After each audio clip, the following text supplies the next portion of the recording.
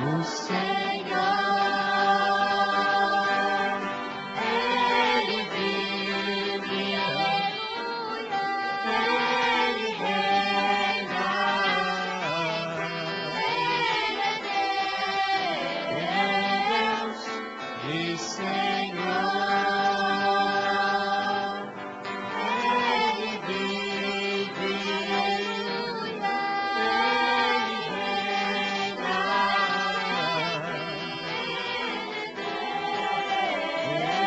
Deus e Senhor.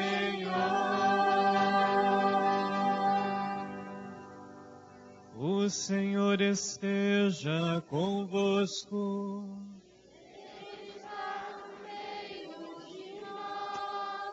Proclamação do Evangelho de Jesus Cristo, segundo João.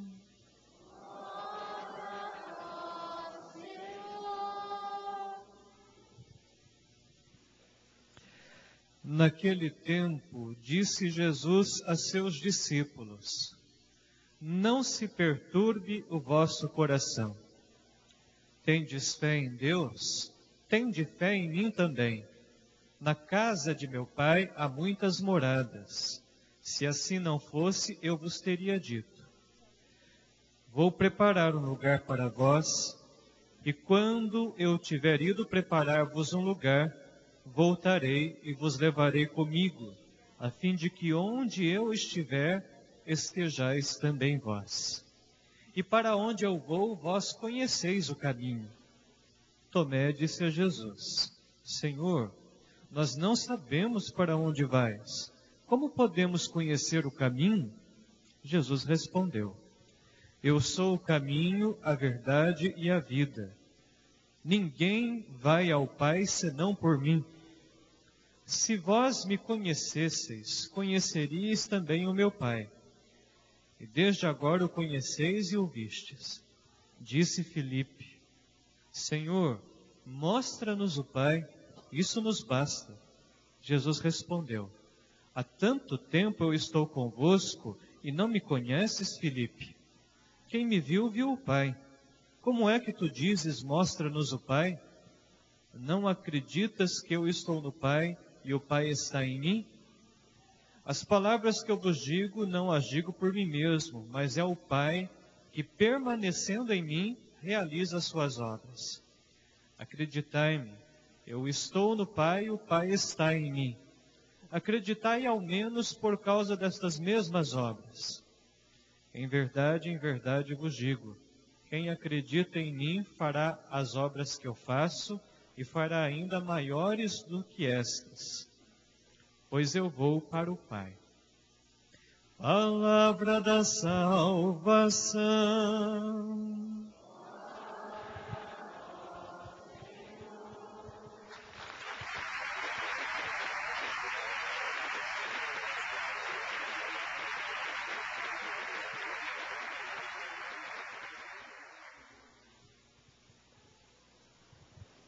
Então agora nós vamos nos assentar para nós acompanharmos então a nossa historinha.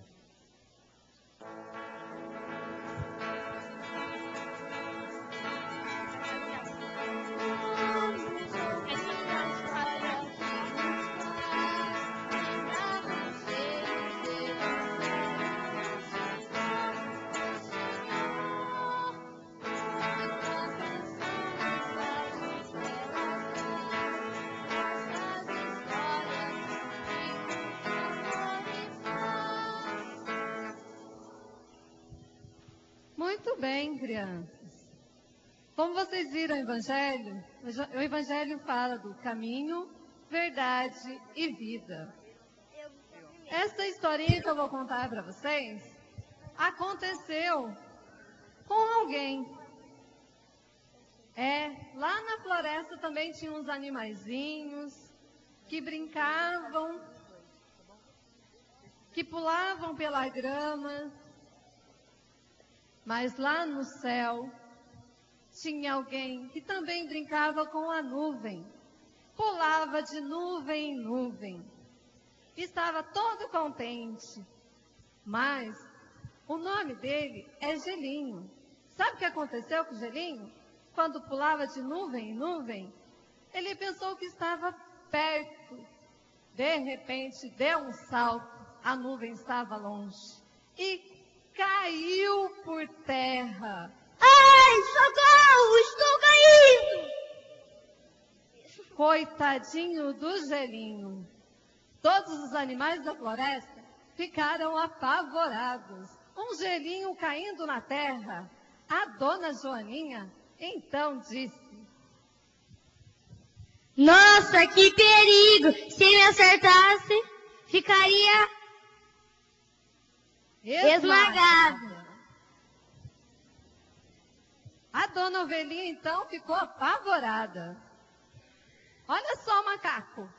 Coitado, Gelinho apareceu, caiu, mas caiu numa grama muito macia. Se tivesse caído em outro lugar, tadinho do Gelinho, teria espalhado gelo por todo lado. E ele não voltaria lá para o céu. Como será que agora ele voltaria para o céu novamente?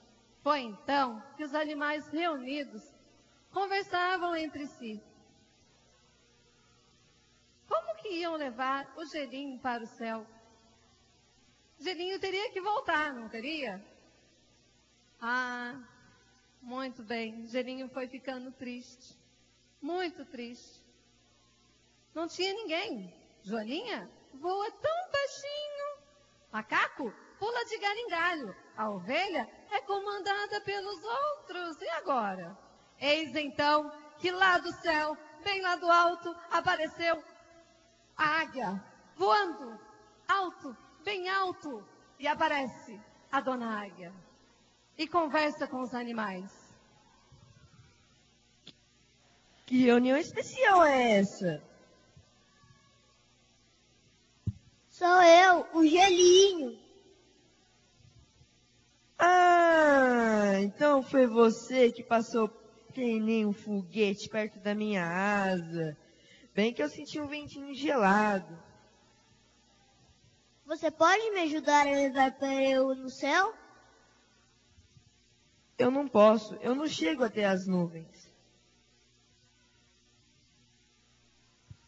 A águia não chega até as nuvens. Também não poderia levar o Gelinho lá para o céu. Mas alguém poderia levar o Gelinho. Quem poderia?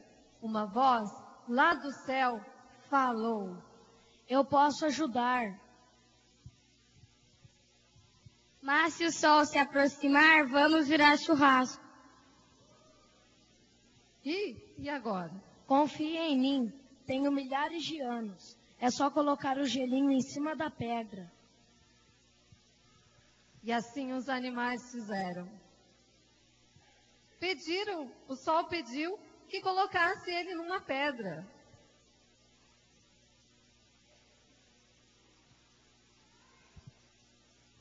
Agora se afastem um pouco.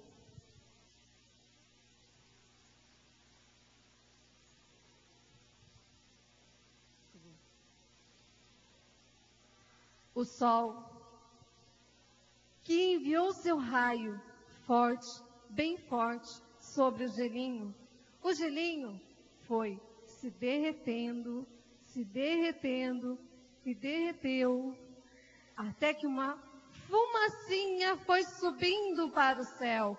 Lá essa fumaça dava tchau para os animais, pois ela estava feliz. Aquela fumaça era o gelo, que de repente, chegando lá quente, com um frio da nuvem, ela voltaria a ser gelo novamente.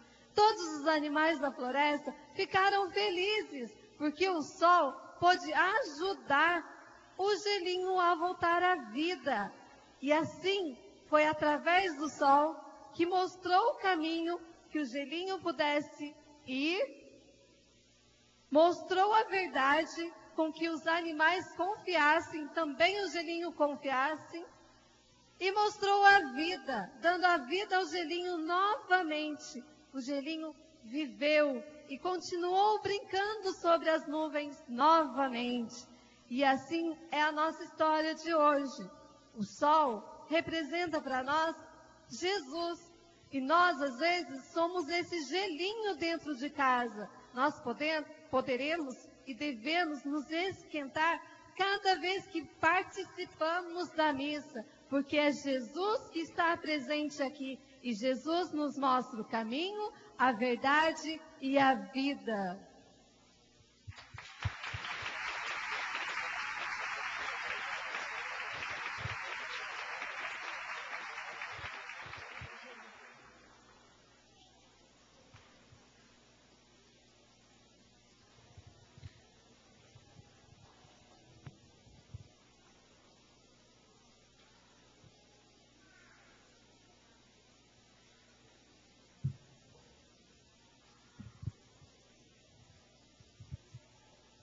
Que bonita a historinha. As crianças contaram a historinha bonitinho. Agora, crianças, o padre vai contar uma historinha para os pais. Eu só gostaria de lembrar uma coisa aos pais das leituras de hoje, porque as crianças ouviram a historinha aqui, acompanharam de fato a importância de Jesus ser o caminho, a verdade e a vida. Mas, pais, eu gostaria que vocês, nesse momento, pensassem numa coisinha. Todos nós passamos por alguns conflitos em nossa vida. Todos nós passamos por alguma tensão. Então, pense um pouquinho agora no conflito que você deve estar passando. Às vezes pode ser com os filhos, às vezes pode ser com as pessoas, vizinhos, amigos, e às vezes pode ser até o conflito entre o marido e a mulher. Pensa aí o que está acontecendo do conflito que você está vivendo. Por que eu digo isso? A primeira leitura que nós ouvimos, ela nos ensina uma coisa muito belíssima, e o Evangelho também. A primeira leitura dos Atos dos Apóstolos mostra um grande conflito que acontece na comunidade cristã, na comunidade onde Jesus ressuscitou. Por quê? O conflito, na verdade, nós estranhamos. Mas desde que o mundo é mundo, o conflito sempre foi natural. E olha o que diz logo no primeiro versículo da leitura, né? Diz que o número dos discípulos tinha aumentado e muitos tinham aderido ao cristianismo. A verdade é essa. Quanto maior o número de pessoas seguindo o mesmo caminho, mais conflitos nós vamos ter. Isso é inevitável. Pai e mãe que tem muitos filhos, pode até dizer assim, olha, na minha casa eu quero que não tenha conflitos. Pode ser que até na sua frente não tenha conflitos. Mas quando todo mundo sai de casa e vai conversar de irmão para irmão, alguma coisa assim, há conflitos. Vocês já perceberam situações assim que às vezes o pai e a mãe morrem, a família toda dispersa, né? Por quê? Porque lá no fundo tinham alguns conflitos entre um e outro e ninguém mostrava, porque vamos respeitar o pai e a mãe. A verdade é que sempre temos conflitos e a gente precisa aprender a amadurecer com os conflitos que nós vivemos, né? Qual que é o conflito da primeira leitura? O forte no cristianismo, no seu início, era o cuidado de algumas pessoas que eram desamparadas pela sociedade. No caso, eram os órfãos e as viúvas. Os cristãos faziam questão de cuidar dessas pessoas que não tinham voz e nem vez.